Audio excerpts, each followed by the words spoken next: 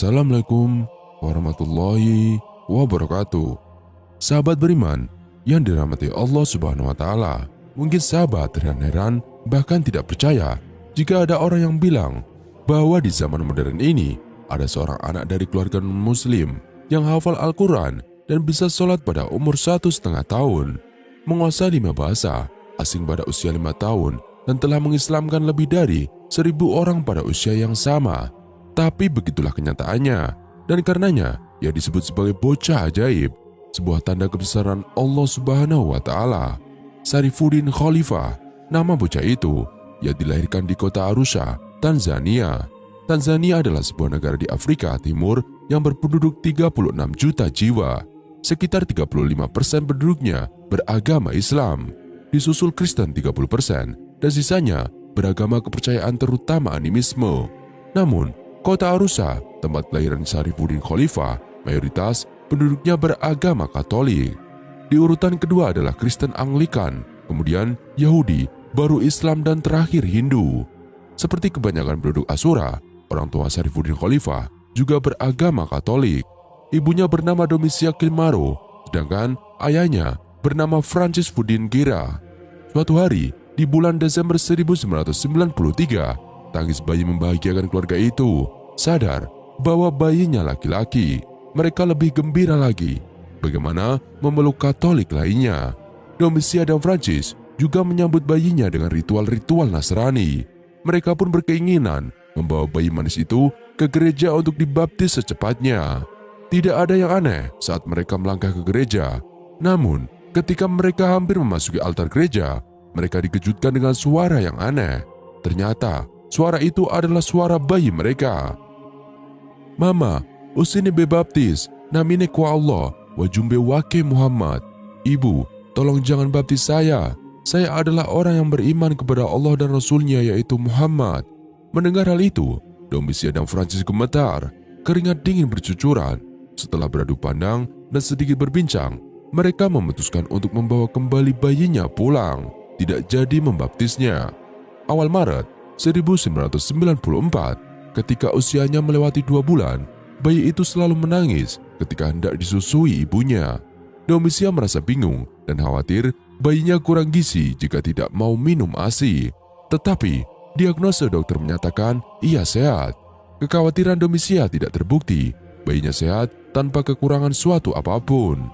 Tidak ada penjelasan apapun mengapa Allah mentakdirkan Sarifuddin Khalifah tidak mau minum ASI dari ibunya setelah 2 bulan.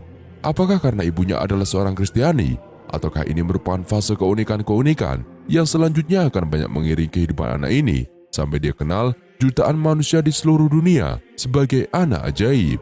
Tanya penulis pada halaman 47. Di tengah kebiasaan bayi belajar mengucapkan satu suku kata seperti panggilan ma atau lainnya.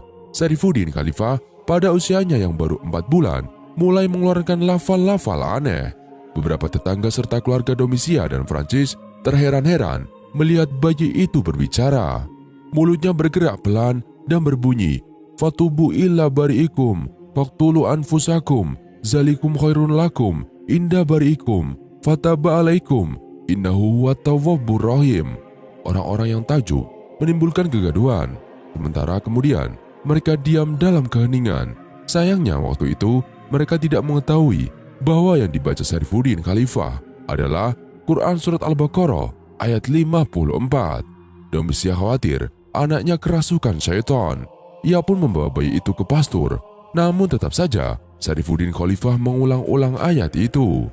Hingga kemudian cerita bayi kerasukan setan itu terdengar oleh Abu Ayub, salah seorang muslim yang tinggal di daerah situ. Ketika Abu Ayub datang, Sarifuddin Khalifah juga membaca ayat itu. Tak kuasa melihat tanda kebesaran Allah, Abu Ayub sujud syukur di dekat bayi itu. "Francis dan Domisia, sesungguhnya anak kalian tidak kerasukan syaitan. Apa yang dibacanya adalah ayat-ayat Al-Quran. Intinya, ia mengajak kalian bertaubat kepada Allah," kata Abu Ayub. Beberapa waktu setelah itu, Abu Ayub datang lagi dengan membawa mushaf. Ia memperlihatkan kepada Francis dan Domisia ayat-ayat yang dibaca oleh bayinya. Mereka berdua butuh waktu dalam pergulatan batin untuk beriman. Keduanya pun akhirnya mendapatkan hidayah. Mereka masuk Islam. Sesudah masuk Islam itulah mereka memberikan nama untuk anaknya sebagai Syarifuddin Khalifah. Keajaiban berikutnya muncul pada usia 1,5 tahun. Ketika itu, Syarifuddin Khalifah mampu melakukan sholat serta menghafal Al-Quran dan Bible. Lalu, pada usia 4-5 tahun, ia menguasai 5 bahasa. Pada usia itu, Syarifuddin Khalifah mulai melakukan safari dakwah ke berbagai penjuru Tanzania hingga ke luar negeri. Hasilnya, lebih dari 1.000 orang masuk Islam. Selain itu, ada 3 bayi yang bisa berbicara dan tunjukkan kebenaran. Ini kisahnya di zaman Rasulullah.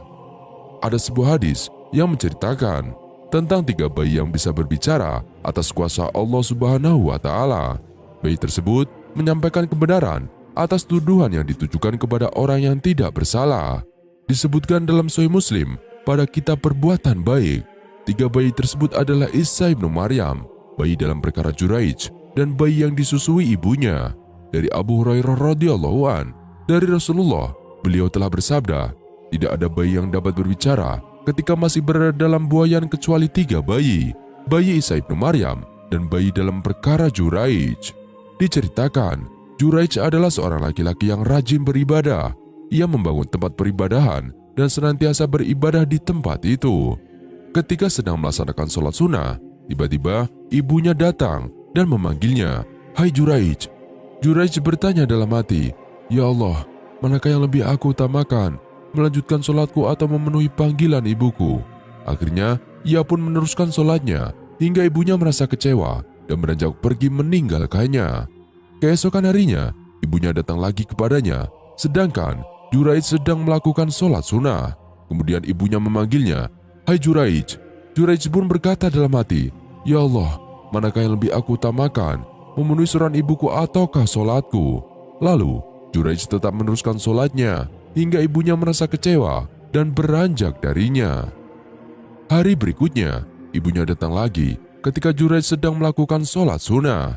Seperti biasa, ibunya memanggil, "Hai Juraij." Kata Juraij dalam hati, "Ya Allah, manakah yang harus aku utamakan, meneruskan sholatku ataukah memenuhi seruan ibuku?" Namun, Juraij telah meneruskan sholatnya dan mengabaikan seruan ibunya. Tentunya, hal ini membuat kecewa hati ibunya. Hingga tak lama kemudian, ibunya pun berdoa, "Ya Allah, janganlah Engkau matikan ia sebelum ia mendapat fitnah dari perempuan pelacur." Kaum Bani Israel selalu memperbincangkan tentang Juraij dan ibadahnya. Hingga ada seorang wanita pelacur yang cantik berkata, "Jika kalian menginginkan popularitas Juraij hancur di mata masyarakat, maka aku dapat memfitnahnya demi kalian." Rasulullah SAW pun meneruskan sabdanya, maka mulailah pelacur itu menggoda dan membujuk Juraij. Tetapi Juraij tidak mudah terperdaya dengan godaan pelacur tersebut.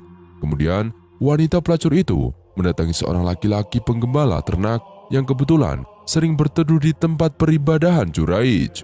Ternyata wanita tersebut berhasil memperdayainya hingga laki-laki penggembala itu melakukan perzinahan dengannya hingga hamil.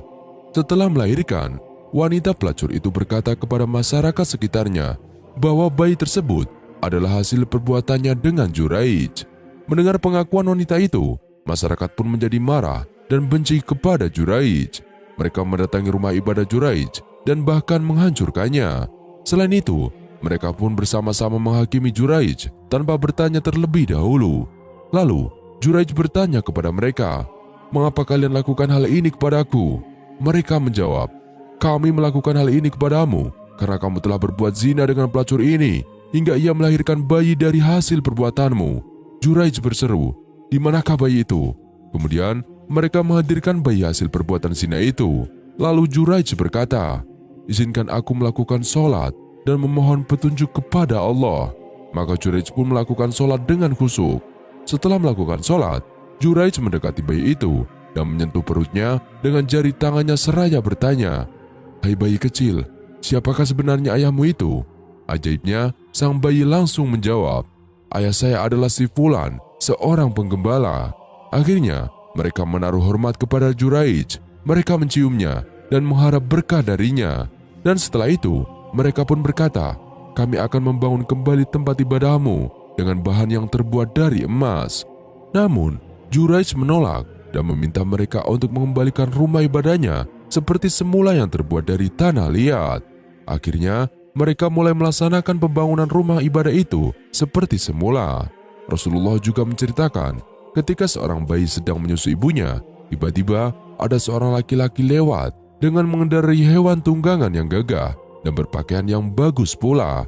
Lalu ibu bayi tersebut berkata, "Ya Allah ya Tuhanku, jadikanlah anakku ini seperti laki-laki yang sedang mengendarai hewan tunggangan itu." Ajaibnya, bayi itu berhenti dari susuannya, lalu menghadap dan memandang kepada laki-laki tersebut sambil berkata, "Ya Allah ya Tuhanku, janganlah engkau jadikan aku seperti laki-laki itu." Setelah itu, bayi tersebut langsung menyusui ibunya kembali. Rasulullah SAW meneruskan sabdanya, pada suatu ketika, ada beberapa orang yang menyeret dan memukuli seorang wanita seraya berkata, "Kamu wanita yang tidak tahu diuntung, kamu telah berzina dan mencuri." Tetapi wanita itu tetap tegar dan berkata, "Hanya Allah lah penolongku, sesungguhnya dialah sebaik-baik penolong." Kemudian ibu bayi itu berkata, "Ya Allah, janganlah engkau jadikan anakku seperti wanita itu." Tiba-tiba bayi tersebut berhenti dari susuan ibunya, lalu memandang wanita tersebut seraya berkata, "Ya Allah ya Tuhanku, jadikanlah aku sepertinya." Pernyataan antara ibu dan bayinya itu terus saling berlawanan, hingga ibu tersebut berkata kepada bayinya, "Celaka kamu hai anakku. Tadi ketika ada seorang laki-laki yang gagah dan menawan lewat di depan kita, lalu aku berdoa kepada Allah, 'Ya Allah, jadikanlah anakku seperti laki-laki itu.' Namun kamu malah mengatakan, 'Ya Allah, janganlah engkau jadikan aku seperti laki-laki itu.'" Kemudian, tadi ketika ada beberapa orang menyeret dan memukuli seorang wanita sambil berkata, "Kamu telah berzina dan mencuri," lalu aku ucapkan, "Ya Allah, janganlah engkau jadikan anakku seperti wanita itu." Tetapi kamu malah berkata, "Ya Allah, jadikanlah aku seperti wanita itu." Mendengar perkataan ibunya itu, sang bayi pun menjawab, "Sesungguhnya laki-laki yang gagah dan menawan tadi itu adalah seorang diktator, hingga aku mengucapkan, 'Ya Allah, janganlah engkau jadikan aku seperti laki-laki itu.'" Sementara wanita yang dituduh mencuri dan berzina itu tadi sebenarnya adalah seorang wanita yang solihah, tidak pernah berzina ataupun mencuri. Oleh karena itu, aku pun berdoa, "Ya Allah, jadikanlah aku seperti wanita itu." Ada aturan Islam tentang sunnah bayi baru lahir dengan melakukan seluruh hak dan sunnah bayi baru lahir, dan ini dipercaya untuk melindungi bayi dari niat jahat syaitan, seperti yang dijelaskan di hadis. Yang pertama, dikumandangkan azan dari orang tuanya. Sunnah bayi baru lahir yang pertama adalah azan.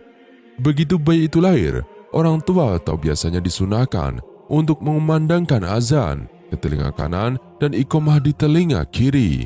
Ini memiliki arti untuk mengenalkan bayi kepada Allah Subhanahu wa Ta'ala dan tugasnya di dunia. Tradisi ini telah dimulai sejak zaman Nabi.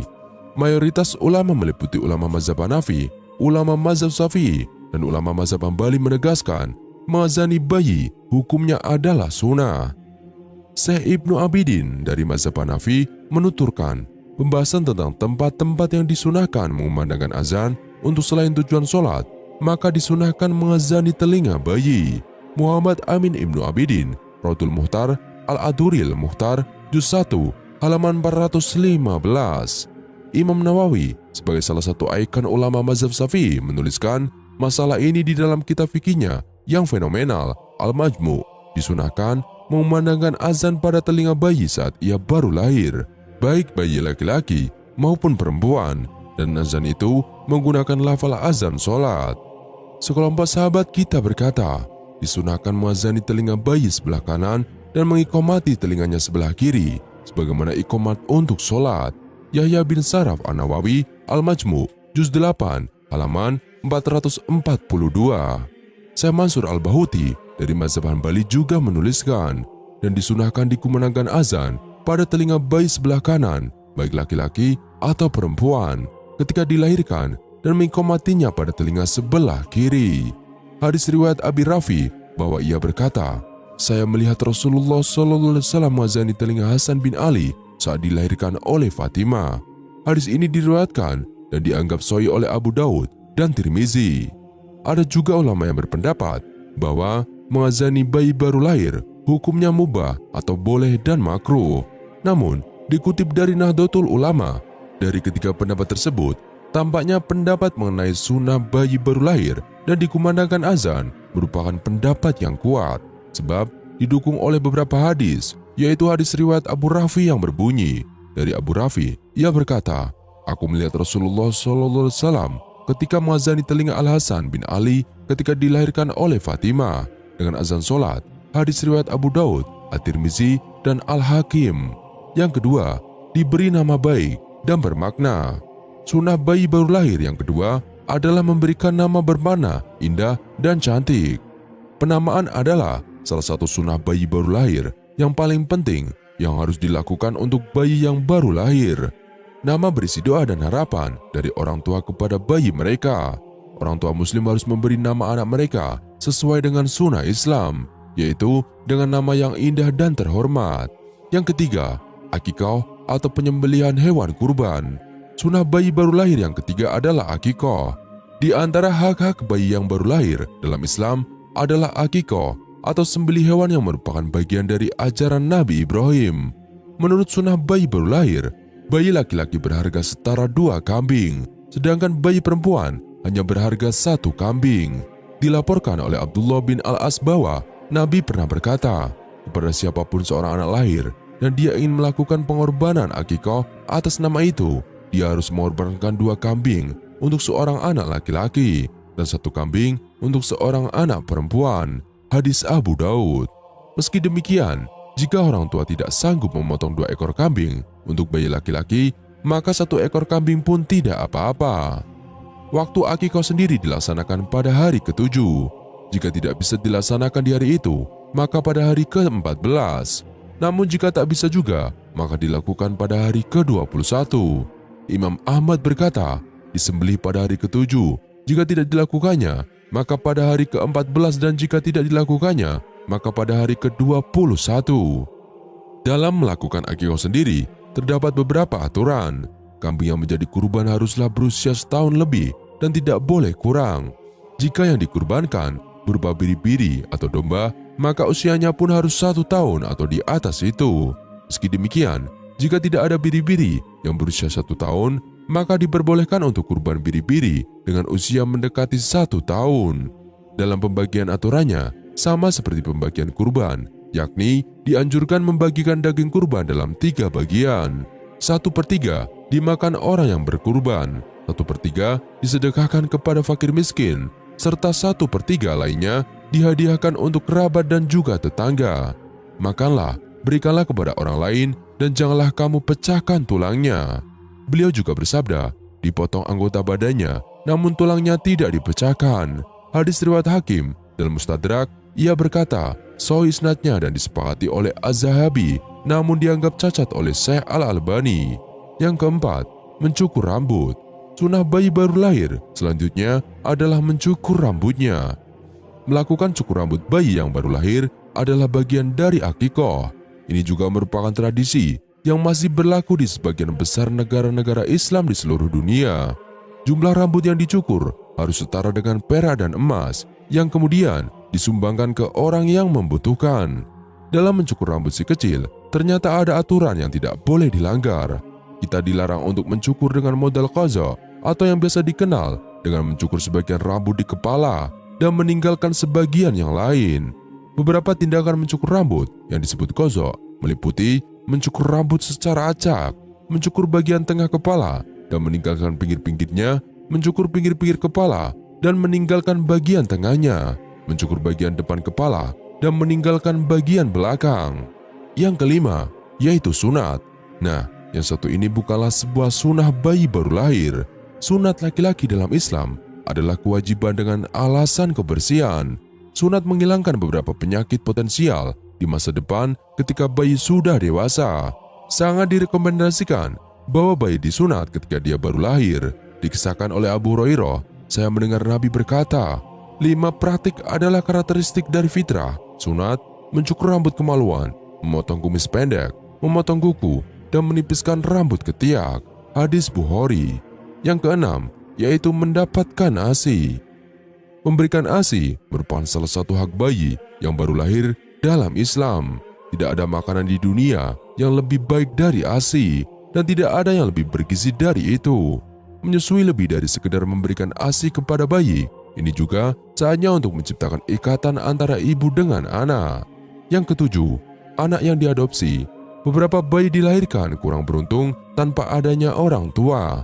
Misalnya, orang tuanya meninggal selama persalinan, serta tidak ada wali untuk membesarkan mereka. Sehingga sunah bayi baru lahir lainnya adalah kondisi tersebut membuat bayi harus diadopsi.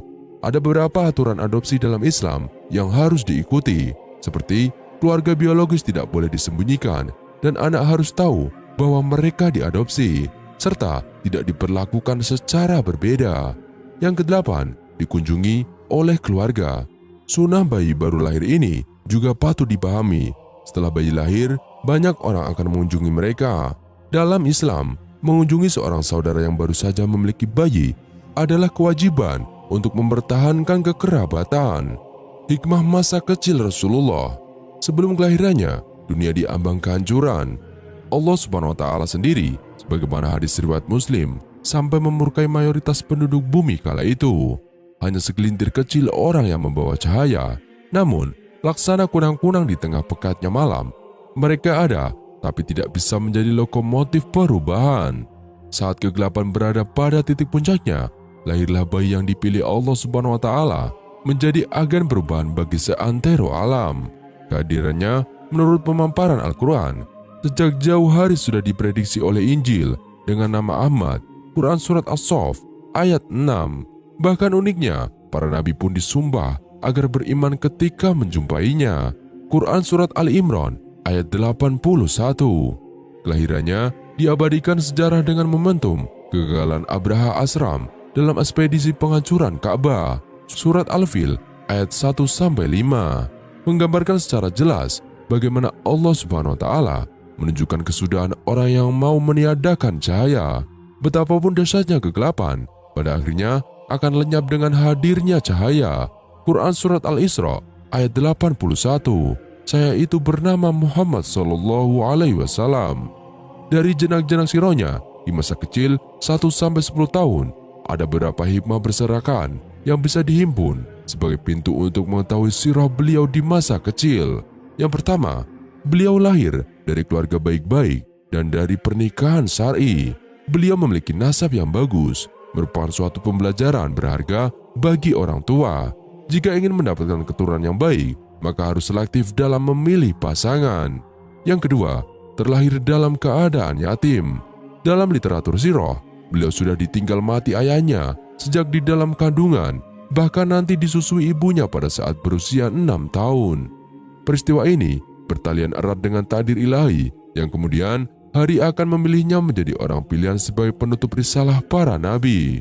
Keyatiman secara horizontal membuatnya peka terhadap penderitaan sosial, melembutkan hati, memberikan ketahanan internal yang membuatnya kokoh ketika akan menghadapi rintangan yang akan menimpanya di kemudian hari, bahkan menjadi inspirasi bagi anak semisalnya.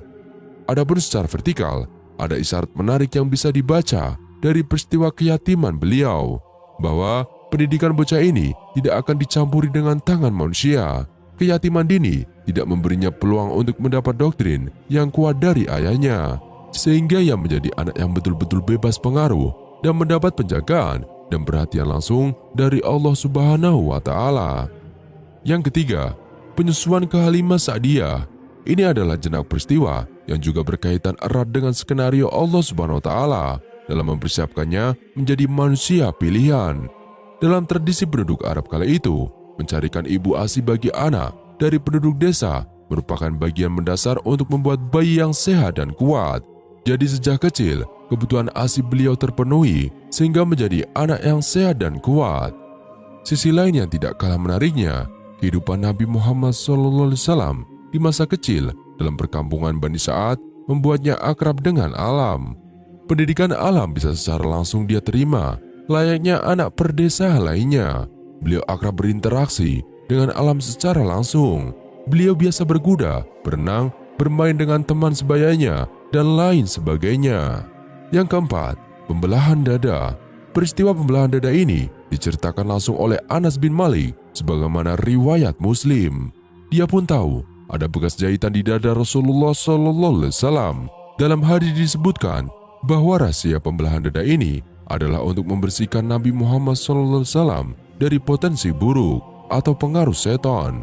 Kejadian ini membuat hatinya bersih dan berakhlak mulia.